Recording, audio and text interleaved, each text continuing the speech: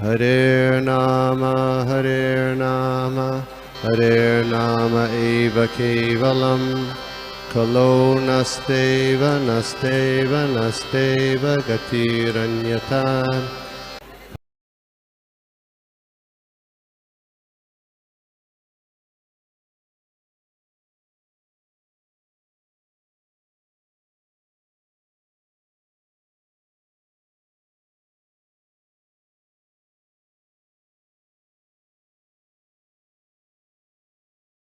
वैसे बहुत सारी महान स्त्रियां हुई है। देवहूति, कुंती महारानी, द्रौपदी, गांधारी, उत्तरा, रुक्मिणी, सीता, सती, ना जाने कितने कितने महान स्त्रियां हुई है। इनकी आध्यात्मिक उच्चता देखो, इनकी बुद्धि देखो। तो ये जो मैं बात बता कमजोर है,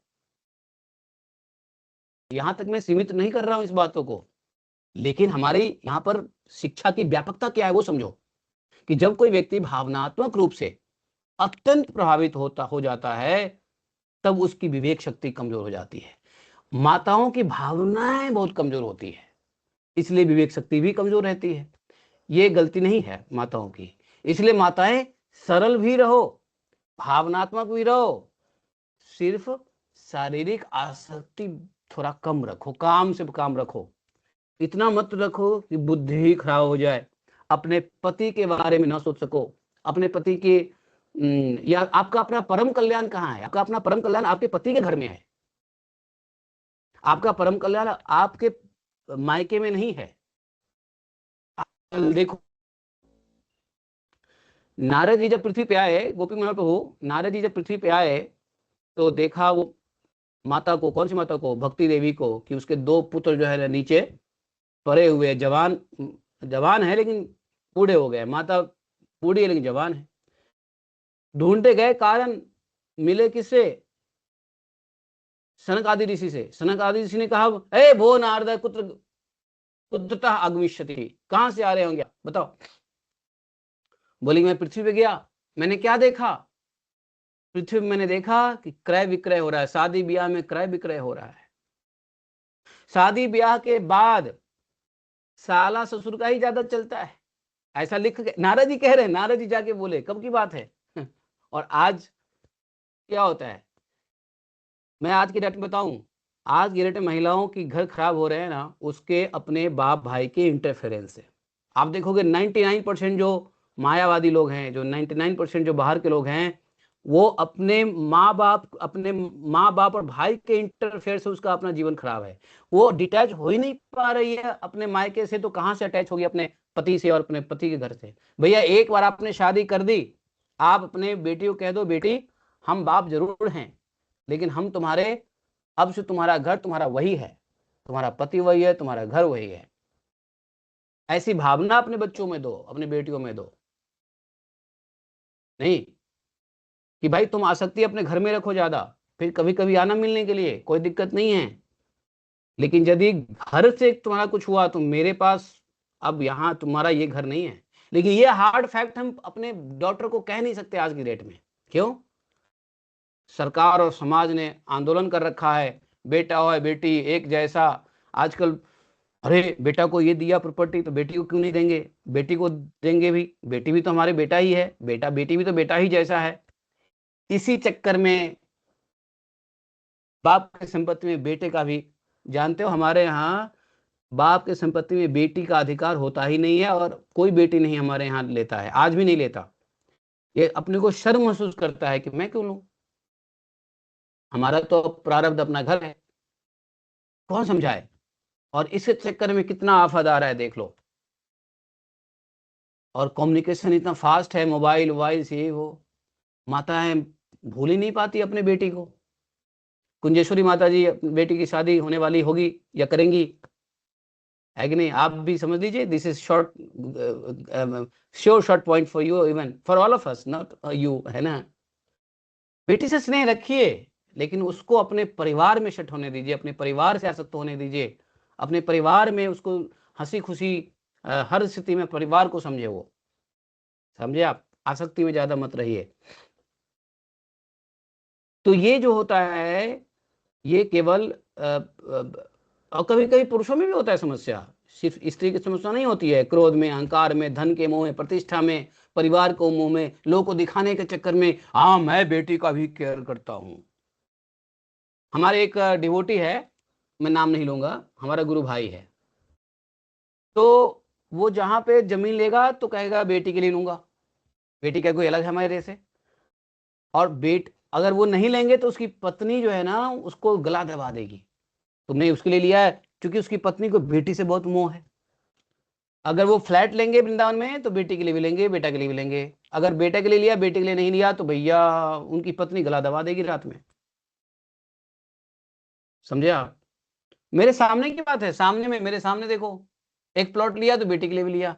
और बेटी भी ऐसी जो बाप से कहती है, हाँ क्या बात करते हो, बेटा के लिए इतना कर रहे हो, मेरे लिए नहीं कर रहे हो, मैं तुम्हारा बेटा नहीं हूं क्या? ये हाल है। अब उसके बेटे की बीवी आएगी, जब ये देखेगी कि ये तो लूट रही है हमारी ससुर को, हमारे उसको, तो क्या होगा? लड़ाई झगड़ा। ये सब बेकार है, ये सब मोह है। इसलिए जो सही धर्म है उसको सिखाना चाहिए। भावनात्मक भावनात्मक आवेश में लिया गया कोई भी निर्णय, चाहे व्यक्ति कितना ही महान क्यों न हो, कभी कभी विवेक से दूर हो सकता है। यदि भावना के स्तर पे इमोशनल होकर के कोई डिसीजन लोगे तो विवेक, अब सती माता के साथ ये हुआ, विवेक नाश हो गया। समझे? टाइम प्रभु जी में ज्यादा ले लिया क्या? नारायण, 8:30, नहीं प्रभु, 10 बज आनंद आ गया। रहा है, चलते रहने दो। आपको तो आनंद आ रहा है, लेकिन बच्चे की जान भी तो जा रही है। तो इसलिए, और दूसरी चीज देखो, उधर सती ये भी भूल गई, सती ये भी भूल गई अपने पिता के चक्कर में कि ये पति तो पति है ही, लेकिन पति महान ही नहीं है, पति बड़ा प्रेमी भी है। क्यों? आधा अंग दिया है। जिसने अपना आधा अंग आपको दिया हो, है, आधी संपत्ति नहीं, आधा अंग चीर के दिया है शिव जी ने। लो, और ऐसे पति के साथ बताओ गोपी मोहन प्रभु, आप अपना आधा अंग भी दे दोगे ना, माताएं जब क्रोधित होंगी ना तो किसी की नहीं होगी फिर। इसलिए महिलाओं को क्रोध से बचना चाहिए। पुरुष क्रोध में हो सकता है दिखावा करे, गलती ना करे, लेकिन महिलाएं अगर क्रोधित हो गई तो सत्यानाश विनाश कर देती है। क्योंकि महिलाओं का इमोशन लेस इंटेलिजेंट, महिलाएं लेस इंटेलिजेंट होती है। दूसरा, इमोशनली वीक होती है, स्त्रैण स्वभाव होता है। अगर ऐसे लोग यदि क्रोध हो तो क्रोध उसका नाश का क्रोध होता है, कितने रिलेशन को बर्बाद कर देगी। बताओ, शिवजी जैसे कोई प्रेम करने वाले सती को मिलेंगे?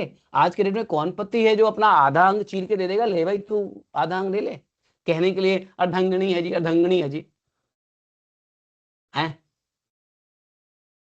तो पति का आधा अंग प्राप्त किया था, है?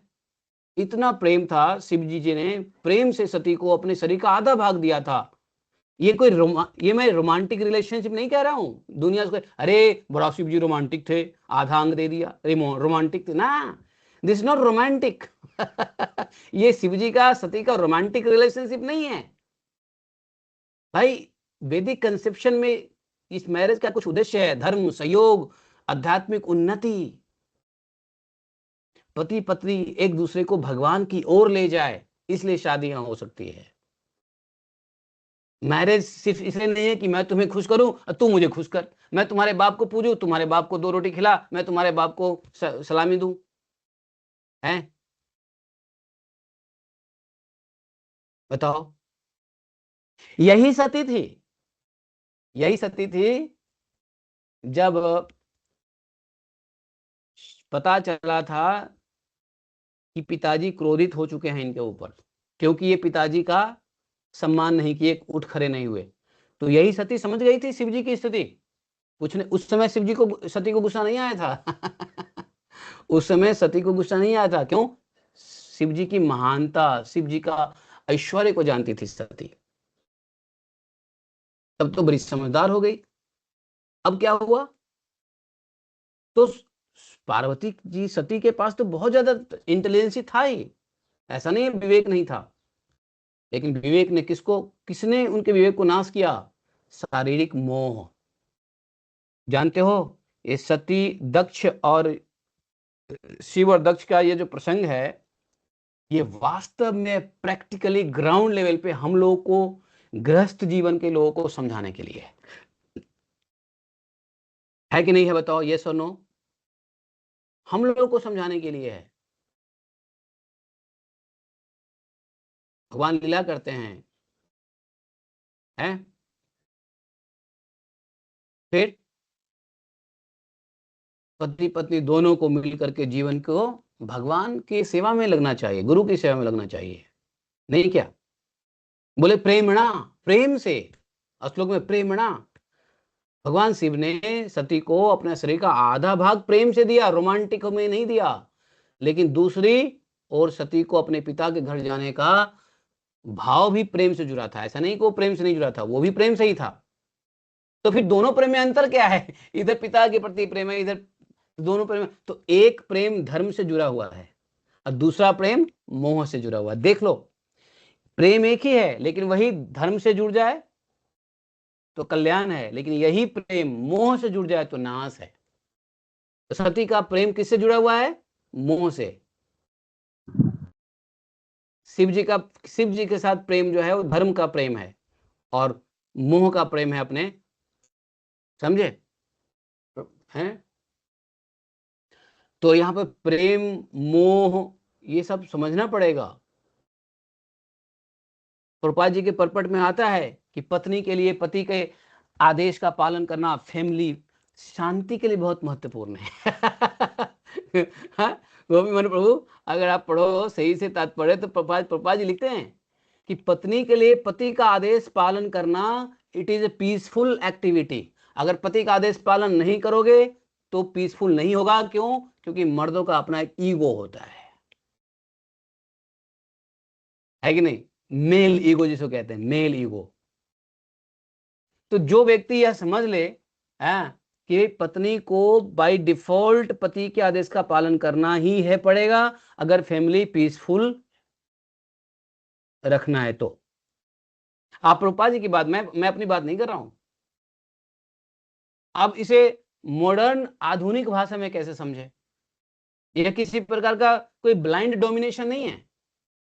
ये ब्लाइंड नहीं, नहीं, ऐसे कैसे कह सकते हो? पति है जो डोमिनेट है, डोमिनेशन नहीं, this is not blind domination है। आजकल महिला जो विमेन कमीशन है वो तो खड़ी हो जाएगी, अरे ऐसे कैसे बोलता भाई है, पति कहीं चलेगा। है, महिला आयोग वाले आ जाएंगे, है ना? बॉम्बे में महिला आयोग है कि नहीं है?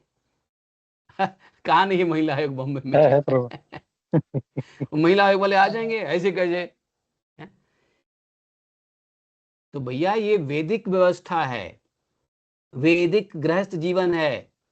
जिस दिन इस बात को नहीं समझोगे, जो महिला, जो पत्नी, जो स्त्री जो शादी होने वाली है या शादी कर लिया है, उसको समझना पड़ेगा कि ये वैदिक रीति है। पति इक्वल्स टू व्हाट? लिख लो इक्वेशन, सही माताएं लिखो इक्वेशन। नहीं लिखो, पति नहीं, नहीं परमेश्वर भी नहीं। कौन मानता है परमेश्वर? मुंह से बोल देते हो। सुनो, पति equals to protector plus responsible leader. क्या? पति equals to protector plus responsible leader, और पत्नी इक्वल्स टू सहधर्मचारिणी प्लस गृहस्थ जीवन की शक्ति। समझे? ये पोजीशन है पति पत्नी की। पत्नी सहधर्मचारिणी और गृहस्थ जीवन की शक्ति। पति प्रोटेक्टर, सुरक्षा करने वाला, और रिस्पॉन्सिबल नेता, लीडर। दोनों की अलग अलग जिम्मेदारियां हैं। यदि पति अधर्म का आदेश दे तो शास्त्र का सिद्धांत है क्या? धर्म से ऊपर किसी व्यक्ति की आज्ञा नहीं है। मान लो पति आपको अधर्म की आज्ञा दे रहा है, तो धर्म से ऊपर किसी व्यक्ति की आज्ञा नहीं, तो वैसे अधर्म की आज्ञा को काटो, तब वहां पे आप पति की बात काट सकते हो। लेकिन पति जब तक धर्म के, अब बताओ, पति का धर्म है आपको बताना कि चलो अच्छा जी क्या बनाओगे, अच्छा ये नहीं ये बना लो, तो ये पति का धर्म है अपना कुछ खाने पीने की रुचि पत्नी को बताना है। समझे आप? तो यहाँ धर्म तो नहीं टूट रहा है, तो ये बात मानने में क्या दिक्कत है। लेकिन इस बात पे आप गुस्से हो जाओ, है मेरे को ही देखते नहीं, पूरे दिन हम काम करते रहते हैं, खाली आते हैं ऑर्डर देने के लिए, क्या बना के देती नहीं हूँ, हैं ये वो भलाना ढिमकाना, क्या मतलब है ये। इसी से तो लड़ाइयां होती है। पति आए बोल दिया अरे क्या साफ किया घर, ये कचरा सा दिख रहा है, आप क्रोधित हो गए, मैं तुम्हें दिख रही हूँ क्या, हैं मेरे बाप ने इतने पैसे दिए इसलिए घर कचरा साफ करने के लिए, हैं अरे भाई तुम्हारा वो धर्म है कचरा साफ करना घर का, कौन करेगा, तुम्हारी बुआ जी करके आएंगी करने के लिए, हैं। तो धर्म के अंदर में जितने पति का आदेश है पत्नी को मानना ही पर, लेकिन पति का अगर अधार्मिक आदेश है, अगर पति कहे कि ऐसा करो जाकर के, धर्म को डिफाइन ना कर पाए पति, तो फिर उस आदेश को नहीं मानना है। क्योंकि कब पति के आदेश को नहीं मानना है, कब गुरु के आदेश को नहीं मानना है, कब भगवान के आदेश को नहीं मानना है, ये बात भी शास्त्र में बताए गए हैं। आपको भगवान की भी आदेश नहीं माननी है, कब, देयर इज ए कंडीशन। आपको गुरु की भी आदेश नहीं माननी है, कब, देयर इज ए कंडीशन। आपको अपने पति की भी बात नहीं माननी है, कब, देयर इज ए कंडीशन। बताओ। तो भाई एक्सेप्शंस आर ऑलवेज देयर, कि वेयर कहाँ पे पति और भगवान और कहाँ पर गुरु की बात नहीं माननी है। बहुत लोग हैं गुरु की बात नहीं मानते हैं, अधर्म के हैं। बल्ली महाराज ने गुरु की बात नहीं मानी, क्यों, भगवान से अलग कर रहे हैं, भगवान सामने, परम धर्म भगवान है नहीं, इसलिए पति की आज्ञा को धर्मानुकूल पति की जिम्मेदारी दिशा के रूप को समझना चाहिए हम लोगों को। इसी प्रकार पति के लिए भी पत्नी का सम्मान, संरक्षण और उसकी आध्यात्मिक उन्नति की जिम्मेदारी है। अच्छा एक बात बताऊं, और थोड़ा बहुत महिलाओं को यह भी समझना चाहिए, मैं आपको बता दे रहा हूं इसी सती के एग्जाम्पल से। बहुत अच्छा टॉपिक दिया प्रभु जी, आज तो मुझे बोलने का ही मन कर रहा है, इसलिए मैं पहले ही क्षमा मांग लिया, बुरा लगे तो भैया माफ करना। आपको लग रहे प्रभु जी आज तो मौका मिल गया है हम लोगों को खींचने का, हम महिलाओं के साथ। हाँ तो अब सुनो क्या कह रहे हैं।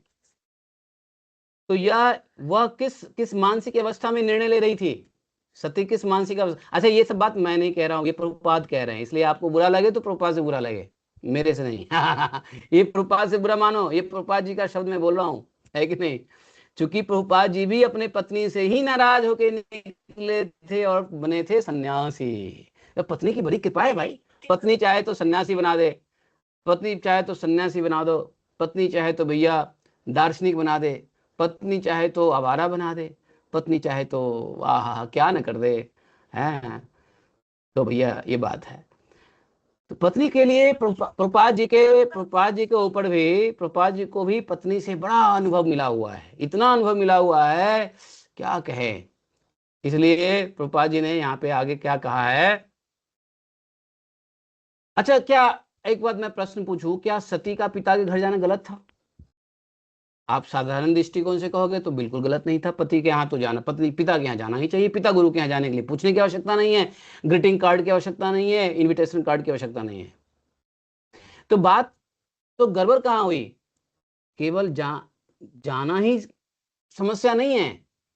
मुख्य समस्या क्या है, मुख्य समस्या है कि किस अवस्था में क्या निर्णय ले रहे हो, किस मानसिक अवस्था में निर्णय ले रही थी वो देखो।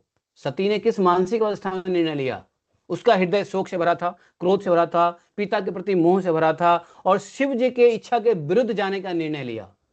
इसलिए मैं हमेशा एक बात कहता हूं, कभी भी कोई डिसीजन गुस्सा में मत लो, कभी भी कोई डिसीजन मोह में मत लो।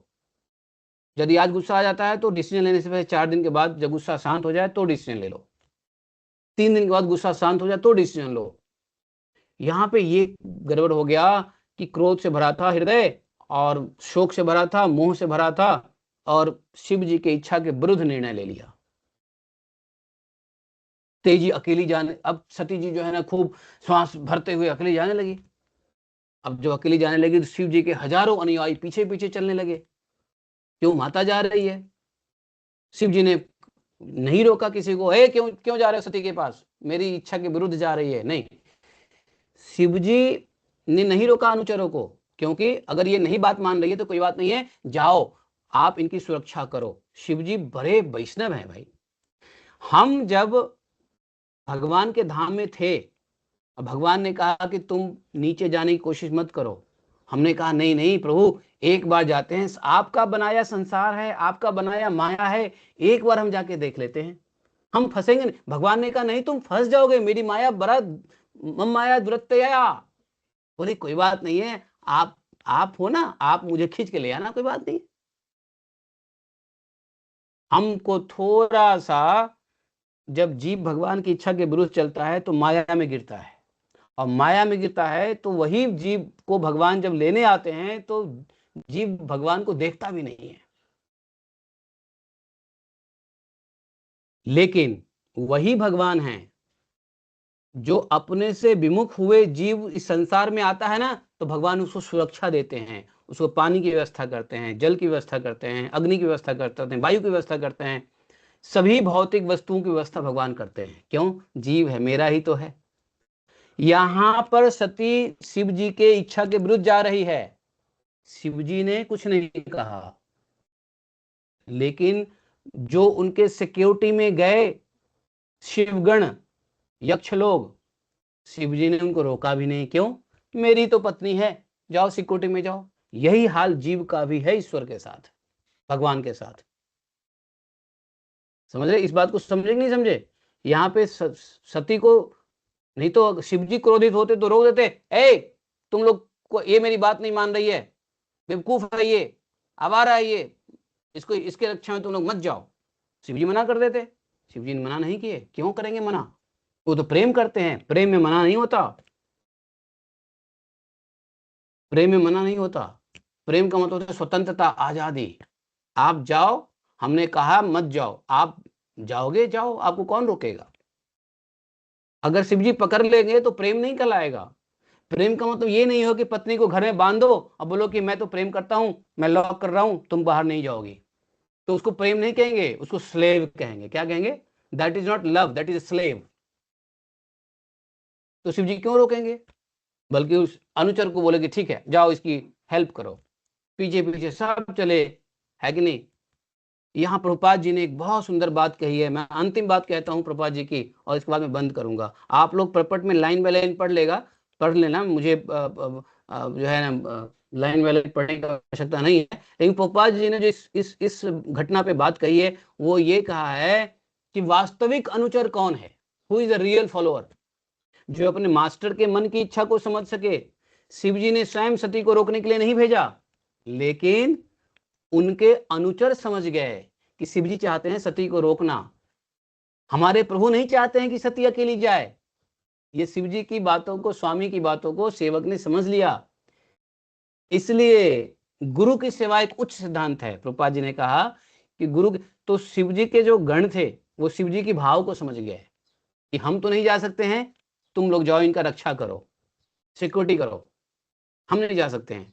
और इस भाव को समझ करके वो, तो यहाँ पे एक देखो, स्वामी और गुरु की सेवा का एक उच्च सिद्धांत भी यहाँ पे प्रभुपाद जी अपने भागवत परपट में लिखते हैं, आप लोग पढ़ के देख लेना। समझे? गुरु जी ने ये कहा करने के लिए और कर दिया।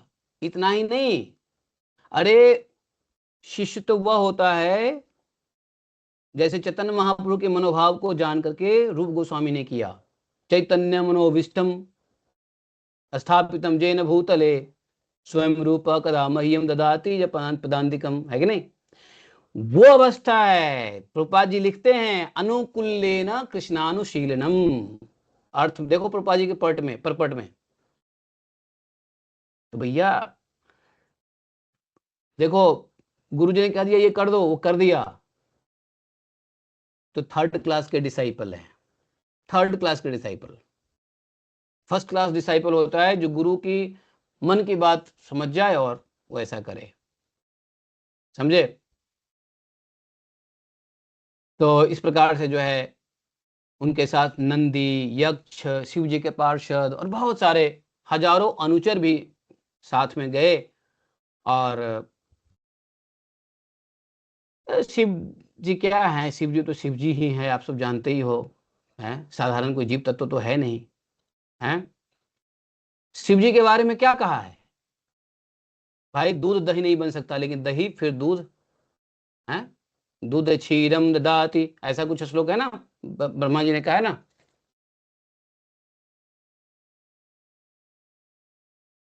दूध दही बन सकता है, लेकिन दही फिर से दूध नहीं बन सकता। भगवान शिव जी की जो स्थिति है वो हमारे वैष्णव संप्रदाय में, या ब्रह्मा जी का जो संप्रदाय है, ब्रह्मा जी ने खुद कहा है,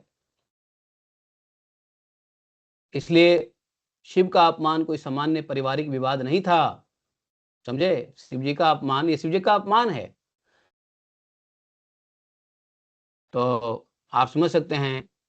हालांकि दक्ष भी कोई बड़ा, बहुत कोई, दक्ष भी प्रजापति थे, ऐसा नहीं है, बहुत बड़ा पद था, बहुत बड़ी प्रतिष्ठा थी, वैदिक अधिकार मिला था दक्ष को, यज्ञ की शक्ति थी, बस उन्होंने शिव जी के तत्व को नहीं समझ के, थोड़ा सा शिव, हालांकि दक्ष ने जो कुछ भी किया ना, वो भी मोहित हो गए, वो भी शिव जी से जो दक्ष ने क्रोध किया, शिव जी से दक्ष ने जो क्रोध किया, वो भी शरीर के स्तर पे था। शिव जी को क्या समझ लिया? मेरा दामाद है। शिव जी ये समझ लिया कि, शिव जी को समझ लिया कि तो मेरा दामाद है, कैसे नहीं खड़ा हुआ, मेरा बेटा है, कैसे नहीं खड़ा हुआ। अरे तुम्हारा बेटा है, लेकिन साथ में तुम्हारे बेटे से भी ऊपर शिव है वो हाँ। तो यहाँ पे देखो, जो गलती पिता से हुई वो गलती पुत्री से भी हुई। पिता भी शरीर के स्तर पे शिव जी को अंडर एस्टिमेट किया, और सती ने भी अपने शरीर के स्तर पे पिता के प्रति मोहित हो गई, और अपने शिव अर्धांगनी प्रदान की हुई है ऐसे शिव जी का जो है ना, उन्होंने बात को नहीं मान के निकली।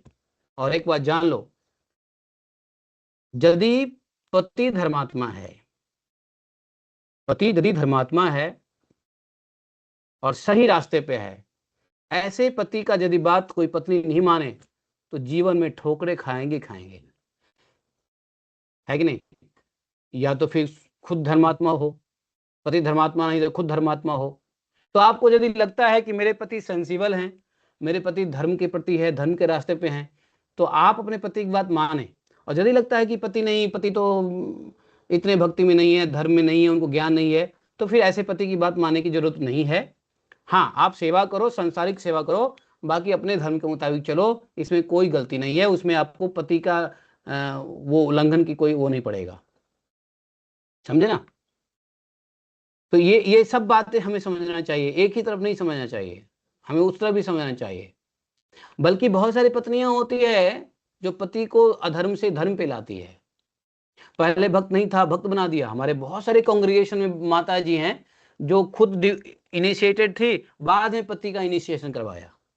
पहले खुद शादी हुआ तो ब्राह्मणिकल दीक्षा था, लेकिन शादी के बाद पति को भक्ति मिला के दीक्षा करवा दिया।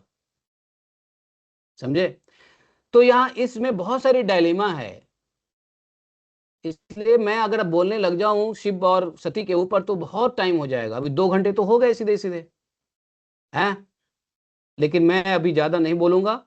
ज्यादा बोलूंगा तो आप लोग बोल रहे हैं बहुत बोलता है प्रभु जी, क्योंकि सुनने वाले में ऐसे बहुत होते हैं जो दिमाग में लगाएंगे कि प्रभु जी लगता है बहुत बोलते हैं आज। ये फेवरेट टॉपिक है, फेवरेट टॉपिक नहीं है, ये बहुत ही इंपॉर्टेंट टॉपिक भी है। प्रभु जी के फेवरेट टॉपिक नहीं है, ये इंपॉर्टेंट टॉपिक है। जो आज के समाज में रिलेशंस खराब हो रहे हैं, मोह में, क्रोध में, अज्ञानता में। समझे? तो भैया बस इतना ही कहता हूं, मैं आगे कुछ नहीं कहूंगा।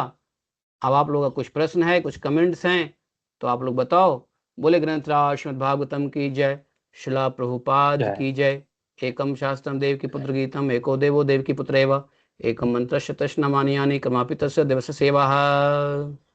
त्वमेव माता च पिता त्वमेव, त्वमेव बंधु च सखा त्वमेव, त्वमेव विद्या द्रविणं त्वमेव, त्वमेव मम सर्वदेव देवः।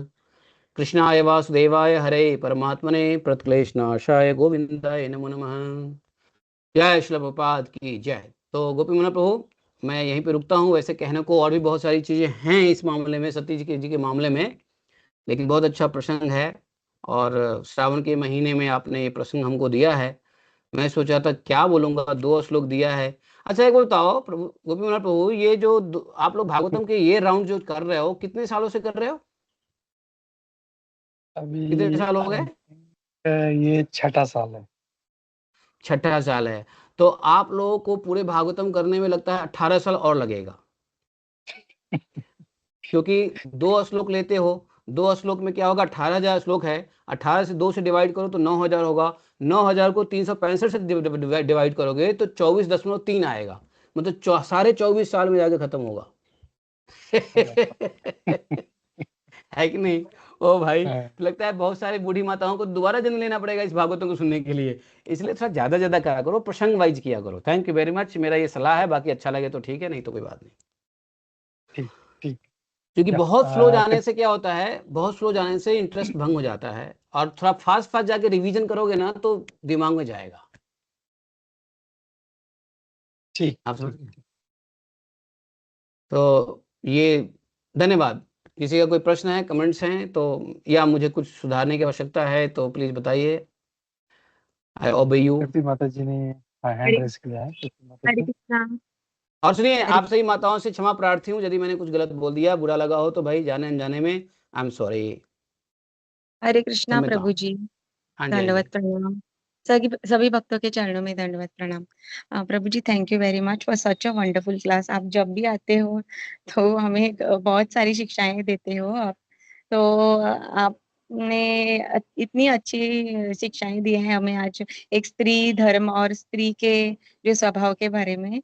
तो हम भी स्त्री है, जैसे आपने कहा कि हम भी स्त्री है, लेकिन पहले अगर मैं ये भक्ति में आने से पहले अगर हम ये सुनते थे तो हमें कहीं पे बुरा लग सकता था, लेकिन क्योंकि अभी हम पर प्रभुपाद जी की इतनी कृपा है और भगवान की मर्जी के वजह से हमें हम भी भागवतम को थोड़ा थोड़ा जब से अध्ययन उसका कर रहे हैं, तब से हमें पता चल रहा है कि जो सही पिक्चर है वो क्या है। मतलब जैसे आपने बोला कि एक मैं अपनी भी रियलाइजेशन शेयर करना चाहूंगी, क्योंकि पहले जैसे मुझे बहुत ही मोह था अपने जो हर किसी स्त्री को रहता है, मतलब अपनी माता से, अपने जो मैटरनल मतलब अपनी जो पिता के साइड की जो ये है उससे। लेकिन ये जो रहता है ना, ये जो मोह रहता है ना, वो अगर हम किसी भी प्रकार से इसको अगर हम वश में कर लेना, ऐसे ऐसा मुझे तो लगता है कि मुझ पे तो भगवान की और प्रभुपाद जी की बहुत ही मर्जी है कि मुझे पता नहीं कैसे, लेकिन मैं बोस्ट नहीं कर रही हूँ, लेकिन मैं बहुत ही हद तक ये मोह को कैप्चर कर सकती हूँ। ये कैसे होता है कि जब हम अपने को समझते हैं कि हम ये बॉडी नहीं है, हम और हम हर किसी जो जीव है वो उसमें परमात्मा को देखने लगते हैं। और जो हम अपना मेरा ऐसा कब फील करते हैं, जब हम अपने को बॉडी से रिलेट करते हैं। अगर हम अपने आप को एक सोल की नजर से देख पा रहे हैं भगवान की मर्जी से, प्रभुपाद जी की मर्जी से, तो मेरा जो मेरे माता पिता है, वो मेरे हैं और मेरे सास ससुर है वो मेरे नहीं है, ऐसा भाव आने का कोई प्रश्न ही नहीं होता है। मतलब और धर्म जैसे हमें सिखाता है कि अ, हमें अपनी माता पिता अपने परिवार से ज्यादा, जब हम शादी करके आते हैं तो हमें अपने पति के परिवार को ही अपना समझना है। मतलब और बिल्कुल। जब हम ये ओवरकम कर सकते हैं, मतलब कि मेरे लोग मेरे ये, तो इससे इतना ज्यादा हमको भक्ति में भी पावर आ जाता है प्रभु जी, सही में। और सही भक्ति है। में भी बहुत पावर आ जाता है, और हम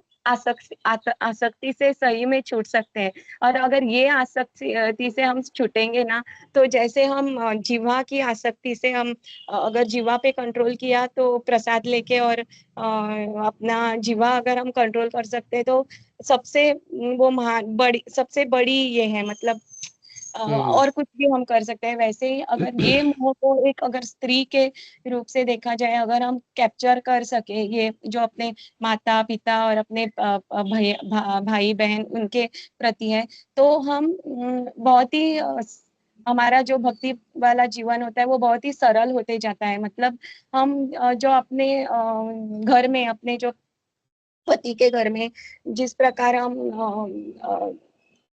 अपना रोजमर्रा की जिंदगी में जो भी परिस्थितियां हैं उनको उनका सामना कर सकते हैं, वो बहुत अच्छी तरह से, मतलब रिएक्ट करने की वजह रिस्पॉन्ड करके हम कर सकते हैं। मतलब हाँ, तो ऐसे प्रसंग बहुत से हाल ही में आते हैं, मतलब हम सबके जीवन में आते हैं, लेकिन हाल ही में जब वो प्रसंग आते हैं तो मैं बहुत ही ठंडे दिमाग से, मतलब हर चीज का, जो कोई भी आगे से इंसान, चाहे वो मेरे पति हो चाहे मेरी सास हो, जो भी कुछ वो ये करते हैं, तो I have got by Prabhupada's mercy that control over my emotions. वाणी एंड इमोशंस, कि उनको कंट्रोल में रखते हुए मेरा इस परिस्थिति में क्या धर्म है वो मैं समझ के उस पे थोड़ा सा विचार करके बाद में रिएक्ट कर सकती हूँ। तो ये बहुत ही प्रभुपाद जी की मर्सी है, बहुत ही कृपा है, और I am very very much thankful to Prabhupada ji for whatever like changes have come in me due to being associated with Krishna consciousness.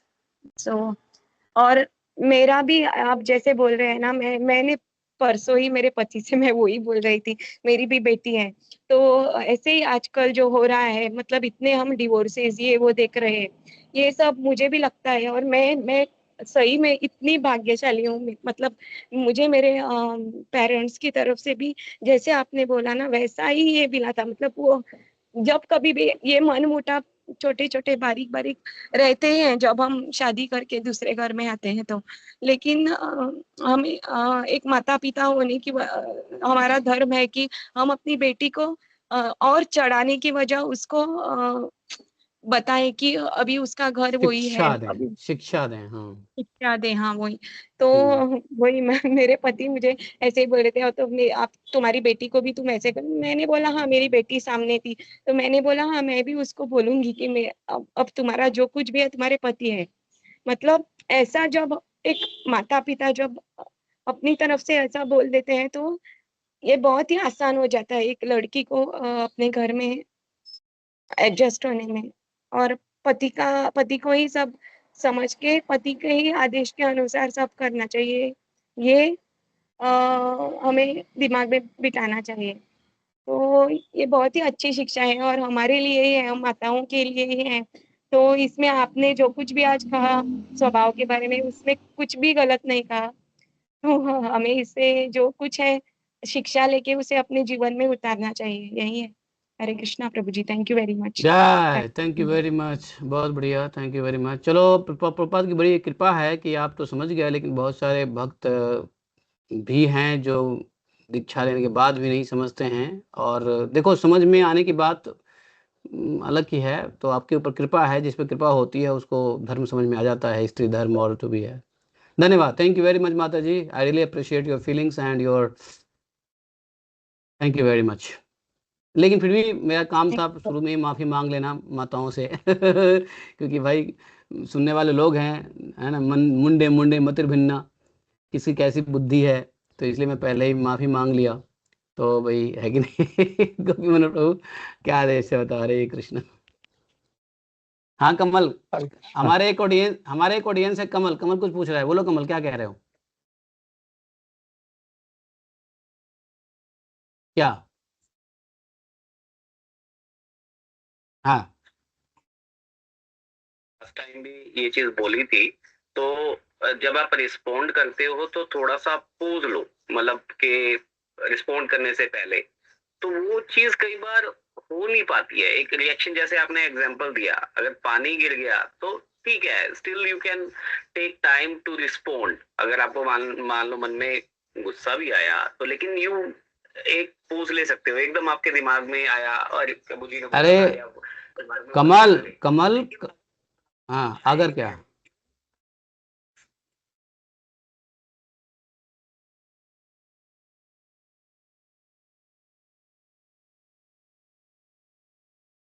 हाँ तो हाँ, अरे तो यही तो बात है, जीवन में यही तो एग्जामिनेशन है भाई आप पूरे जीवन में रट लिया हिसाब किताब, लेकिन जब एग्जामिनेशन में प्रश्न पत्र का उत्तर ना दे पाओगे तो क्या फायदा है भाई, आपको तो रैंडमली क्वेश्चन आएगा ना।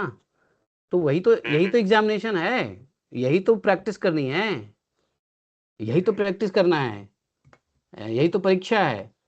लेकिन रिस्पॉन्ड हर सिचुएशन में किया जा सकता है, कभी कभी सिचुएशन आ जाती है, और अगर करना भी है तो आप क्रोध में कोई डिसीजन मत लो, यही कहा था मैं, क्रोध में डिसीजन मत लो, उस वक्त शांत रहो, 1-2 दिन 3 दिन पास होने दो, जब शांति से सब ठीक हो जाता है तब आप डिसीजन लो क्या करना है।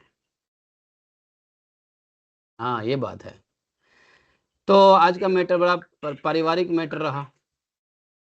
देखिए मुश्किल तभी है जब हम इसको हृदय से इस ज्ञान को स्वीकार नहीं करेंगे तो मुश्किल लगेगा, लेकिन जब हम, और मुश्किल तब भी लगेगा जब हमको गुरु गौरांग पे भरोसा नहीं होगा, जब भगवान पे भरोसा होगा, टीचिंग्स पे भरोसा होगा, श्रद्धा होगी, तो सब पॉसिबल है। ऐसा कुछ संभव नहीं है। जब भगवान ने अर्जुन को कहा कि भैया अभ्यास योगेन तु कौन्तेय, है कि नहीं, अभ्यास करो, अभ्यास करो कमल, अभ्यास करो। हाँ, माताओं से ठोकर एक बार नहीं खाओगे, 10 बार खाओगे, लेकिन 200 बार अभ्यास करते रहो, 11 बार सफल हो जाओगे। हरे कृष्णा। हाँ गोई मनोहर प्रभु। ठीक ठीक है, नहीं सही कहा प्रभु। तो पहले तो बहुत बहुत धन्यवाद प्रभु आपने।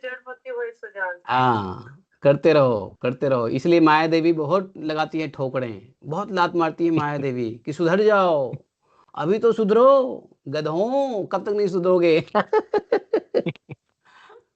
है कि नहीं। और जितनी भी महिलाएं होती है ना, सब माया की ही रूप हैं, जितनी महिलाएं हैं सब माया है। हाँ अब कहोगे कि ये भक्त भी माया है, भक्त महिला भी माया है, हाँ भक्त माला भी माया माया है, लेकिन योग माया है। अगर महिलाएं शुद्ध भक्त है, योग माया है जो भगवान से मिला देती है, बाकी सब माया है, सब देवियां हैं। ये अलग की बात है कि आजकल की महिलाएं अपने को देवी दासी नहीं कहना चाहती है, या देवी नहीं कहना चाहती है, लेकिन हैं सब देवी, है कि नहीं। आजकल सब देवियां हटा दी अपने नामों से। नाम क्या रखेंगे ऐसे ही, बिना देवी का। हमारी माँ लोग कभी भी नाम में देवी के बिना नाम लिख ही नहीं सकती है। क्या गोविंद प्रभु, हमारी माँ लोग को देखो, सही प्रभु। आज के डेट में कोई देवी नहीं है कि नहीं। सब देवता बनना चाहते हैं, मास्टर बनना चाहते हैं। Thank you very much. Hare Krishna. आपने प्रभु मेरे से आप ये सब बातें मत बुलवाया करो प्लीज। हाँ ये सब पारिवारिक मैटर सब पारिवारिक मैटर सब वाले किसी बुजुर्ग वक्ता को दे दिया करो जो बुजुर्ग तरीके से समझाएं। हम तो ऐसे ही बोलने वाले हैं, उटपटांग बोल देते हैं।